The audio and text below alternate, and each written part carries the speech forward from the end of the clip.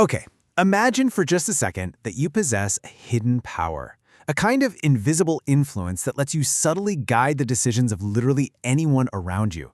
Whether you're trying to get your boss to see things your way, convincing a super stubborn friend to agree with you, or even getting total strangers to follow your lead without them ever having a clue. I mean, it sounds like absolute magic, right? But it's really not. What we're unpacking today is the absolute darkest corner of human psychology. We're talking about the exact calculated techniques that highly powerful people use every single day to bend situations to their advantage. And today, you are going to learn them. But hey, before we get too deep into this explainer, I need to be absolutely crystal clear with you. This information is strictly for educational purposes. We are decoding these methods so you can protect yourself and recognize them in the wild, definitely not so you can go out and misuse them. Because honestly, these tricks are so incredibly potent that once you really understand them, the way you view every single human interaction is going to change forever. You might not actually be ready for what you're about to hear, but if you are, let's play the game. Okay, let's dive into this. Throughout your day, you make hundreds, maybe thousands of choices, and you probably feel entirely in control of every single one of them. But what if you aren't? What if someone else has actually, secretly, drawn the map that you're just blindly following? We are going to count down the top 5 dark psychology tricks, starting right from number 5. And I promise you, by the end of this explainer, you are going to realize exactly how often your so-called free will is actually being quietly steered by someone else. Starting off our countdown at number 5, we have Trick 5, the illusion of choice. And this brilliantly illustrates exactly what we're talking about here. Have you ever wondered why people just dig their heels in and totally refuse to do what you want them to do? It's just basic human nature. People will almost never follow your lead if they feel forced or pushed into a corner. We all have an ego, right? We all desperately want to feel like we are the ones in the driver's seat. So the true experts at this, they never give orders, they give choices. But they secretly engineer those choices so that no matter what the target picks, it aligns perfectly with the expert's ultimate goal. Think about it. If you want your friend to hang out and you just ask, "Hey, want to go out?" You're giving them a standard yes or no question. You've essentially just handed their brain a super easy off-ramp to say, "No, I'm too tired." But if you ask, "Pizza Hut or Domino's?" suddenly the entire game has changed. By framing the question like this, you've completely bypassed that yes or no phase.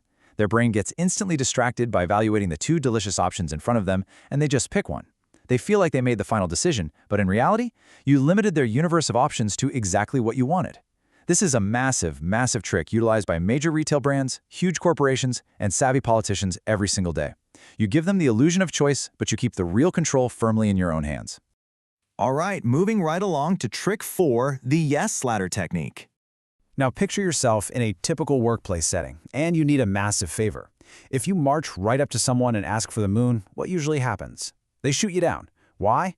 Because the psychological jump is just way too high. It's too risky, it's too sudden, and honestly, it requires too much energy from them. But if you can get someone to say yes to something tiny, you literally begin to condition their brain. Let's say you're gunning for a major promotion. If you just walk into your boss's office today and demand it, the answer is almost always going to be, not right now, maybe next year. But watch how the yes ladder works in action. Step 1. You ask a super small favor. You say, "Sir, can I just sit in on this new client meeting to gain some experience?" It's a low-risk, easy yes. Step 2. A slightly bigger step. "Hey, can I take on a few extra responsibilities for this new project?" Again, another easy yes. Step 3. Can I attend this leadership workshop to improve my skills? Now, by this point, you have built a powerful psychological habit. Your boss's brain is quite literally conditioned to agree with you. So, when you finally hit step 4, reminding them of your extra responsibilities, the happy clients, and then asking to officially apply for the promotion, it becomes incredibly difficult for their brain to suddenly hit the brakes and say no. They've already mentally validated your growth 3 separate times. You've essentially built a ladder of agreement that leads right to your ultimate goal. Which brings us to Trick 3, the guilt trap. Now, what's really interesting about this slide is it exposes a rather uncomfortable truth. We all love to think of ourselves as these highly logical creatures, right? Evaluating data, making perfectly rational choices. But the reality is, humans are overwhelmingly driven by emotion. And when it comes to emotional buttons that you can push to get a specific result, guilt is perhaps the heaviest and absolutely most powerful of them all. When someone feels guilty, their logical defenses just completely shut down. Imagine you need to borrow a friend's car. If you just walk up and ask, "Hey, can I borrow your car?" Statistics tell us that roughly 90% of people will instantly find an excuse excuse to say no. A car is expensive, it's a huge ask. But if you say instead, man, I always help you out. Remember when I gave you 2,000 rupees last month? I just need a quick favor today. Can I borrow your car? You see, you aren't just asking for a car anymore. You are deliberately reminding them of a social debt. You are triggering a deep feeling of guilt that they took your help previously. That guilt completely overrides their logical desire to protect their own property, basically stripping away their ability to say no to you. It's highly manipulative for sure, but it is undeniably effective. Things are getting a bit darker now as we enter trick 2, false memory planting. To really grasp this one, we have to look at the human brain analytically. Now, we trust our memories implicitly, but neurologically speaking, human memory is incredibly flawed. It is not a perfect video recording on a hard drive, it's a fluid reconstruction, and it is highly vulnerable to suggestion and, most importantly, to repetition. Just watch how this mechanism is routinely used on a mass scale, particularly in the realm of public relations and campaigns. Suppose a public figure wants to boost their image, but totally lacks the actual track record to back it up. They'll start at the rallies, planting a tiny seed by claiming they single-handedly created 5,000 jobs. Next, they move to the media, escalating that claim to a 70% reduction in poverty. Then they go into detailed long-form interviews, speaking about these completely fabricated statistics with absolute unwavering confidence.